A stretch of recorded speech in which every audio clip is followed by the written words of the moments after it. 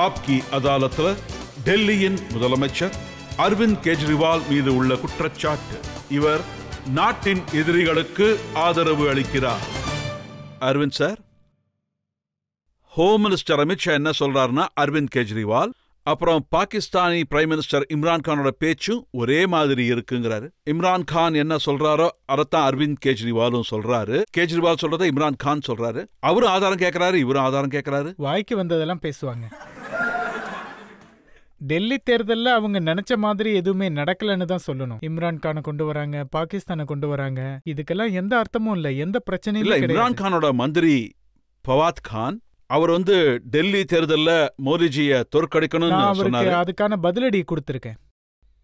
நான் அவருக்கு என்ன சொன்னேன்னா, மோடிஜி எங்க நாட்டோட பிரதமர், அவரு எனக்கும் பிரதமர். அதோட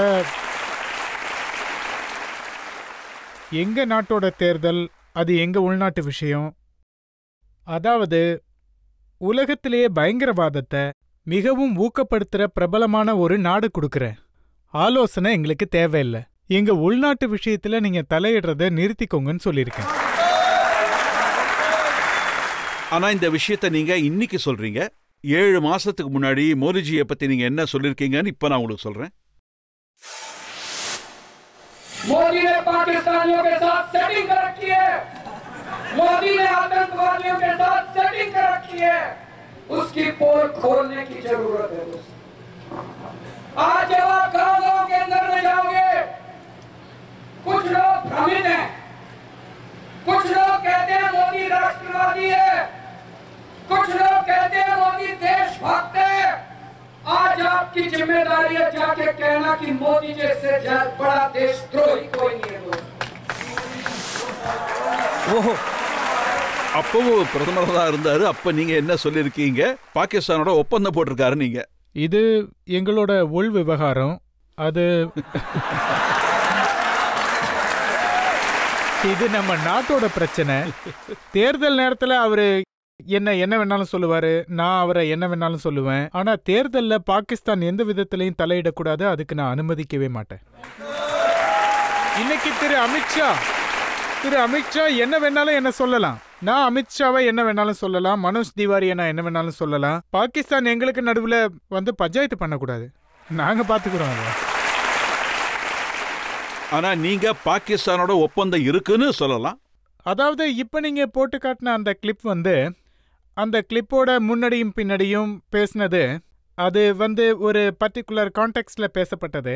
ஸோ நான் என்ன சொல்ல வரேன்னா, தேர்தல் நேரங்கள்ல இந்த மாதிரி குற்றச்சாட்டுகள் வரும் போகும், இதெல்லாம் சகஜம்தான். ஆனா அது கட்சிகளுக்கு நடுவுல தான் நடக்கும். பிஜேபி இருக்கு, காங்கிரஸ் இருக்கு, ஆம் ஆத்மி கட்சி இருக்கு. இந்த எல்லா கட்சிகளும் நாட்டோட ஒரு பகுதி. நாங்க ஒருத்தருக்கு ஒருத்தர் எதிரி கிடையாது, ஆனா எதிர்கட்சி. ஆனா பாகிஸ்தான் விஷயம் வரும்போது நாங்க 3 பேரும் ஒன்னு சேர்ந்துருவோம். நாங்க 3 பேரும் ஒன்னு சேர்ந்து பாகிஸ்தானோட போராடுவோம். ஆனா பாகிஸ்தான் எங்க நடுவுல இவங்க ஜெயிக்கணும் அவங்க ஜெயிக்கணும்னு நினைக்கிறதெல்லாம் நடக்கவே நடக்காது. பாகிஸ்தான் இதுலலாம் தலையிடவே கூடாது. நீங்க அமித்ஷா என்ன வேணும்னாலும் சொல்லலாம்னு சொல்லிருக்கீங்க. அவர் என்ன சொல்லியிருக்காருன்னு பாப்போம். அவர் சொல்லியிருக்காரு, 2 வருஷத்துக்கு முன்னாடி JNU இந்தியா துண்டு துண்டாக்கப்படும்னு கோஷங்கள் எழுப்பிச்சு. மோடிஜி அப்படி கோஷம் இட்டவங்களை சிறையில் அடைச்சாரு. கேஜ்ரிவால் அவங்களுக்கு ஆதரவு கொடுத்தாரு. இது மிகப்பெரிய அநீதி. நான் எப்ப போனேன்? JNUக்கு போலியா? இல்லையே, அவங்க கனவுல போயிருப்பேன்னு நினைக்கிறேன்.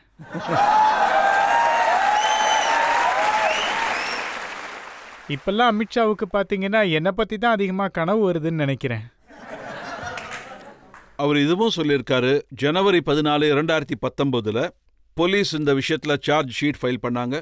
இந்த வழக்க தொடர டெல்லி அரசாங்கத்துக்கிட்ட அனுமதி கேட்டிருக்காங்க, கண்ணையா குமார் அப்புறம் அவங்க அணிக்கு எதிரா. ஆனா இதுவரைக்கும் அனுமதி கிடைக்கல. இந்த சார்ஜ் ஷீட் ஃபைல் பண்றதுக்கு எதுக்கு அவங்களுக்கு 3 வருஷம் ஆச்சு? நீங்க பெர்மிஷன் கொடுக்கலங்கறதா? இல்ல, நான் உங்களை கேள்வி கேட்கிறேன். வீடியோ இருந்தது. வீடியோவில் பார்த்தீங்கன்னா அப்படி இப்படின்னு ஏதேதோ சொல்லி வச்சிருக்காங்க. வீடியோட ஆதாரம் இருந்துச்சுன்னா 4 நாளே சார்ஜ் ஷீட் ஃபைல் பண்ணியிருக்கலாமே. 3 வருஷமா இந்த சார்ஜ் ஷீட் ஏன் ஃபைல் பண்ணாம வச்சிருந்தாங்க? அவங்க தான் அவங்களுக்கு ஆதரவா இருந்தாங்க. அடுத்த தடவை உங்க ப்ரோக்ராமுக்கு அவங்க வந்தா நீங்க அவங்க கிட்ட கேளுங்க, அந்த கும்பலோட கூட்டு சேர்ந்திருக்கீங்கன்னு கெஜ்ரிவால் சொல்றாருன்னு சொல்லுங்க. இந்த கேஸ் ஃபைல் பண்றதுக்கு 3.5 வருஷம் எடுத்துக்கிட்டாங்க. ஆனா இன்னைக்கு நீங்க வந்திருக்கீங்கல்ல, நான் உங்ககிட்டயே கேட்டுக்கிறேன். அவங்க 14 ஜனவரி 2019 சார்ஜ் ஷீட் ஃபைல் பண்ணிட்டாங்க. அதுக்கப்புறம் இதுவரைக்கும் நீங்க லீகல் ஒப்பீனியன் மட்டுமே எடுத்துக்கிட்டு இருக்கீங்க. இல்ல 3.5 வருஷம் அவங்களுக்கு ஆச்சு, எனக்கும் கொஞ்சம் டைம் எடுக்கும்ல. நான் இப்ப கொஞ்சம் சீரியஸா 13 தடவை இதோட விசாரணை ஒத்தி வைக்கப்பட்டு இருக்கு. நான் ஒரு சீரியஸ் நோட்டா இதை நான் சொல்லிடுறேன். இந்த மொத்த விஷயத்திலையும் பர்மிஷன் கொடுக்க வேண்டியதுல அதுல எங்க ரோல் எதுவுமே கிடையாது. ப்ராசிக்யூஷன் டிபார்ட்மெண்ட் எங்களோடது. அது கம்ப்ளீட்லி இண்டிபெண்டா இருக்கும். அவங்க இண்டிபெண்டா தான் முடிவெடுப்பாங்க. இந்த விஷயத்துல அவங்க வக்கீலோட ஆலோசனைகளை எடுத்துக்கிட்டாலும் எனக்கு என்ன சொல்லப்பட்டுச்சுன்னா, அவங்க தேர்தல் இந்த பிரச்சனையை எடுக்க தொடங்கினதும் நான் விசாரிக்க ஆரம்பிச்சேன். அதுக்கு அவங்க சொன்ன பதில் சீக்கிரமா முடிவெடுத்து கோர்ட்ல சமர்ப்பிப்போம்னு சொன்னாங்க. ஆனா இந்த விஷயத்துல நான் எதுவுமே தலையிடல. என்னோட ரோலே இதுல இல்ல. ஷஹீன் பாக்லயும் உங்க ரோல் எதுவும் இல்லையா? கண்டிப்பா இல்ல. மனிஷ் சிசோதியா சொல்லிருக்காரு நாங்க ஷஹீன் பாக்கு ஆதரவா இருக்கோம்னு. நான் இதை கிளியர் பண்ணிடுறேன். முதலாவது, இந்த நாட்டோட ஒற்றுமை, நேர்மை, சகோதரத்துவம் இது கூட யாரெல்லாம் இருக்காங்களோ அவங்க பக்கம் கெஜ்ரிவால் இருப்பேன். அதோட இந்த நாட்டை துண்டு துண்டா உடைக்கணும்னு நினைக்கிறது, இந்த நாட்டுக்குள்ள வன்முறையை கொண்டு வர்றது, அப்புறம் இந்த நாட்டை பிரிக்கணும்னு யாரெல்லாம் பேசுறாங்களோ அவங்களோட மிகப்பெரிய எதிரி இந்த கெஜ்ரிவால் தான்.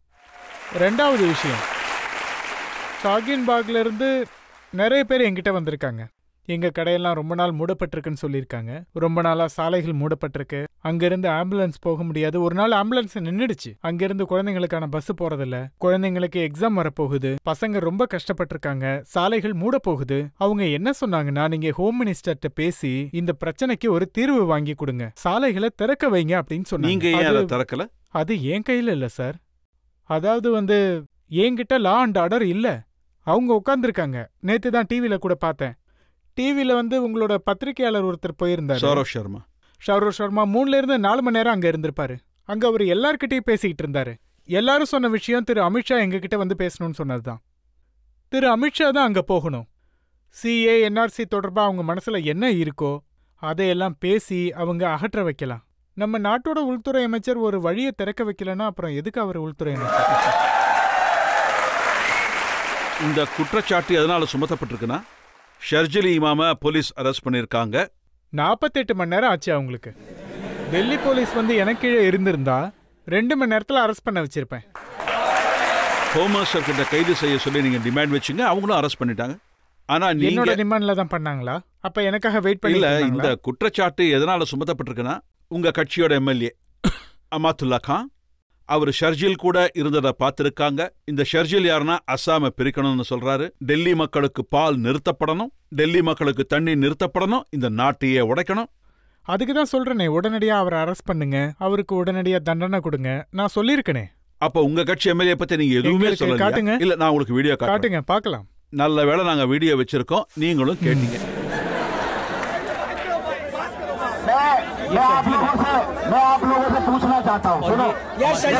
இவங்க 2 பேரும் அவங்களுக்குள்ள சண்டை போட்டுக்கிறாங்க. இல்ல, சண்டை ஒண்ணும் போடல. அவரு மைக்க பிடிங்கி பேசுறாரு. இப்பதான் அமானத் மைக்க வாங்கி பேசுறாரு. இது ஷாகின் பாக்ல நடந்தது.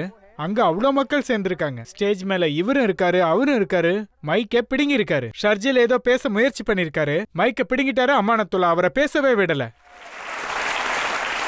உங்களுக்கு ஞாபகம் இருக்கும்னு நினைக்கிறேன், அமாத்துல்லா கானே ஒரு நீண்ட ஸ்பீச் கொடுத்திருந்தாரு. அதுல அவரு பல ஆத்திரமூட்டக்கூடிய விஷயங்களை பேசியிருந்தாரு. அவரு ஒருவேளை ஏதாவது தப்பா பேசியிருந்தா போலீஸ் எஃப்ஐஆர் போட்டிருக்கணும். போலீஸ் ஷாஹின் பாக் விஷயத்துல எஃப்ஐஆர் போட்டதுல அமானத் பேரு இல்ல. அமானத் ஏதாவது தப்பு செஞ்சிருந்தா அவரை அரெஸ்ட் பண்ணுங்க, அவர் மேல எஃப்ஐஆர் போடுங்க, ஜெயிலுக்கு அனுப்புங்க. யார் வேண்டான்னு சொன்னா? நீங்க பிஜேபி எம்பி சொல்றத பாத்திருக்கீங்களா? அரவிந்த் கெஜ்ரிவால் ஒரு பயங்கரவாதின்னு சொல்லிருக்காங்க. என்ன பார்த்தா பயங்கரவாதி மாதிரியா இருக்கு? அதாவது முந்தானேத்து அவங்க சொல்லியிருக்காங்க. முந்தானேத்து அவங்க என்ன சொல்லியிருக்காங்கன்னா, சில அமைச்சர்கள், சில தலைவர்கள் சொல்லியிருக்காங்க. அதாவது பிரவேஷ் வர்மா அப்புறம் மனோஜ் திவாரி 2 பேருமே அவங்க கெஜ்ரிவால் ஒரு பயங்கரவாதின்னு சொல்லியிருக்காங்க. எனக்கு ரொம்ப வேதனையா இருந்தது. டெல்லியில் இருக்கிற ஒவ்வொரு குழந்தைக்கும் ஒரு நல்ல கல்வியை நான் ஏற்பாடு பண்ணியிருக்கேன். யாராவது பயங்கரவாதி குழந்தைங்களுக்கு கல்வி ஏற்பாடு செய்வாங்களா? டெல்லியில் இருக்கிற யாராவது ஒருத்தவங்களுக்கு உடம்பு சரியில்லாமல் போனா அவங்களுக்கு சிகிச்சைக்கு நான் ஏற்பாடு பண்ணியிருக்கேன். பயங்கரவாதிகள் மக்கள் சிகிச்சைக்கு ஏற்பாடு பண்ணுவாங்களா? நான் டெல்லியில இருக்கிற 40,000 முதியவர்களை தீர்த்த யாத்திரை அனுப்பியிருக்கேன். ஹரித்வார், ரிஷிகேஷ், துவாரகா, ஷீரடி. பயங்கரவாதி தீர்த்த யாத்திரைக்கு அனுப்புவாங்களா? நாட்டுடைய டெல்லியில இருக்கிற சிப்பாய்கள் பார்டர்ல வீர மரணம் அடைஞ்சா அவங்க குடும்பங்களுக்கு 1 கோடி ரூபாய் ஓய்வூதியம் வழங்குறேன். அவங்க குடும்பங்களை நான் என் குடும்பமா பார்க்குறேன். நான் அவங்களுக்கு நன்மைகள் செய்கிறேன். எந்த ஒரு பயங்கரவாதியும் தியாகிகளுக்கு இப்படிலாம் செய்ய மாட்டான். ஒரு நாள் சாயங்காலம் நான் வீட்டுக்கு போனப்போ நான் என் அப்பா அம்மா கூட தான் இருக்கேன். நான் தினமும் சாயந்தரம் வீட்டுக்கு போகும்போது கொஞ்ச நேரம் அவங்க கூட உட்காந்து ஏதாவது கலந்து பேசிக்கிட்டு இருப்பேன். அன்னைக்கு அவங்க ரொம்ப சோகமா இருந்தாங்க. காலையிலிருந்து டிவியில கெஜ்ரிவால் பயங்கரவாதி பயங்கரவாதின்னு சொல்றதை கேட்டு கஷ்டப்பட்டுக்கிட்டு இருந்தாங்க. கெஜ்ரிவால் ஒரு நாட்டுப்பற்று உள்ளவன். கெஜ்ரிவால் ஒரு பயங்கரவாதியே இருக்க முடியாது. நாட்டுப்பற்று உள்ளவர் சர்ஜிக்கல் ஸ்ட்ரைக்குக்கு ஆதாரம் இருங்க நான் முடிச்சுக்கிறேன். நான் டெல்லி மக்களுக்காக கடந்த 5 வருஷமா டெல்லி மக்களோட ஒரு பிள்ளையா நான் இருந்து வேலை பார்த்துருக்கேன். அவங்க ஈபி, தண்ணி, கல்வி, ஆரோக்கியம் அது எல்லாத்தையும் நான் பார்த்துக்கிறேன். அதாவது இதுவரைக்கும் நான் வாழ்ந்த வாழ்க்கையில என்னுடைய உடல், மனம், செல்வம் எல்லாத்தையும் இந்த நாட்டுக்காக தியாகம் பண்ணியிருக்கேன். இன்கம் டாக்ஸ்ல கமிஷனர் வேலை பார்த்துக்கிட்டு இருந்தேன். கோடிக்கணக்கில் நான் சம்பாதிச்சிருக்கலாம். நான் கமிஷனர் வேலையை விட்டுட்டு அண்ணா இயக்கத்துல சேர்ந்தேன். 2013 உங்களுக்கு ஞாபகம் இருக்கும், 2 தடவை போராட்டத்தில் கலந்துக்கிட்டேன். 15 நாள் பசியோட இருந்தேன். நான் ஒரு டயபெட்டிஸ் நோயாளி. ஒரு நாளைக்கு எனக்கு 4 தடவை இன்சுலின் இன்ஜெக்ஷன் போட்டாகணும். நீங்க எந்த டாக்டர் வேணாலும் கேட்டு பாருங்க, டயபெட்டிஸ் நோயாளிங்க இன்சுலின் எடுக்கிறவங்க 4 மணி நேரம் பட்னியா இருந்தா அவங்க இறந்துடுவாங்க. நான் 15 நாள் பட்னியா தான் இருந்தேன். அந்த கடவுளோட தயவால நான் உயிரோட தான் இருக்கேன். இந்த நாட்டுக்காக நான் என் உயிரை பணயம் வச்சிருக்கேன். இவங்க என்னடனா என்ன பயங்கரவாதின்றாங்க. நான் இந்த டெல்லி மக்கள் கிட்ட கேட்க விரும்புறேன், என்ன அவங்க வீட்டு பிள்ளையா நினைக்கிறாங்களா இல்ல பயங்கரவாதியா நினைக்கிறாங்களா? இந்தியாவோட உள்துறை அமைச்சர் அமித்ஷா அவர் என்ன சொல்லியிருக்காருன்னா, அரவிந்த் கெஜ்ரிவால் கட்சிக்கு ஓட்டு போடாதீங்க, அவங்க ஆட்சிக்கு வந்தா டெல்லி பாதுகாப்பா இருக்காது, கலவரம் நடக்கும்னு சொல்லியிருக்காரு. என்ன நடக்குதுன்னா, அவங்க கிட்ட தேர்தலில் பிரச்சனைன்னு சொல்றதுக்கு எதுவுமே இல்லை, சொல்ல எதுவுமே இல்லை.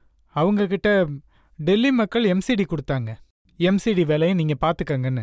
டெல்லியில அந்த எம்சிடி எந்த அளவுல இருக்குன்னு நீங்களே பாருங்க. குப்பையை விடுங்க, ஒரு சுத்தம் செய்யற வேலையாவது எம்சிடி செஞ்சிருக்கா?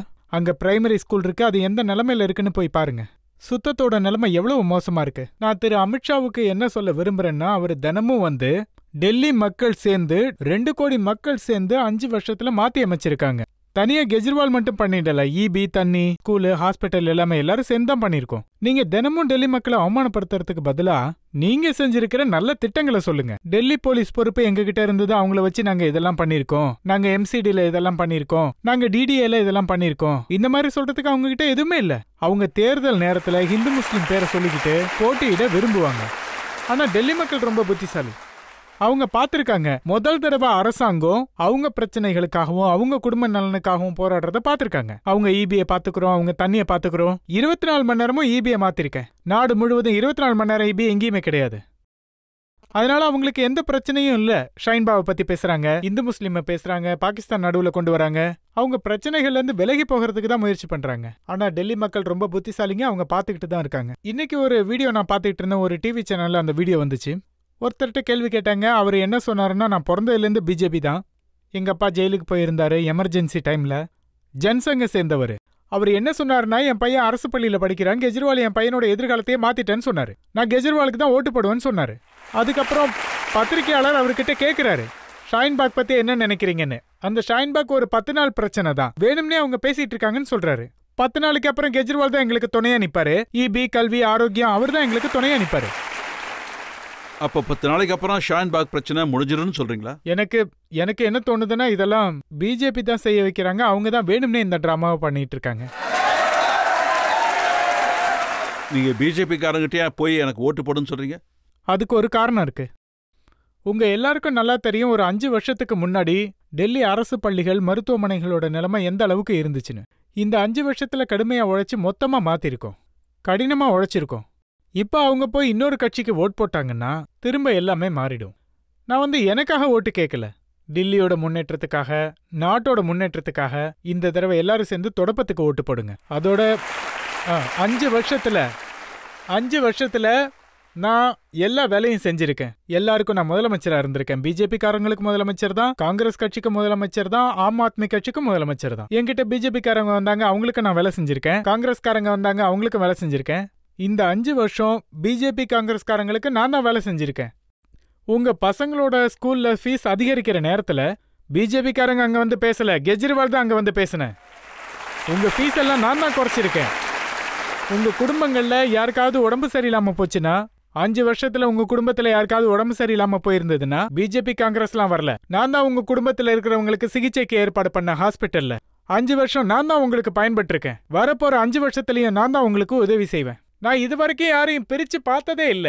இவங்க பிஜேபி, இவங்க காங்கிரஸ், இவங்க ஆம் ஆத்மின்னு. நான் தான் உதவியா இருந்தேன், இனிமேலும் அப்படிதான் இருப்பேன். உங்களை என்னோட குடும்பத்துல ஒருத்தரா தான் நினைச்சுக்கிட்டு இருக்கேன்.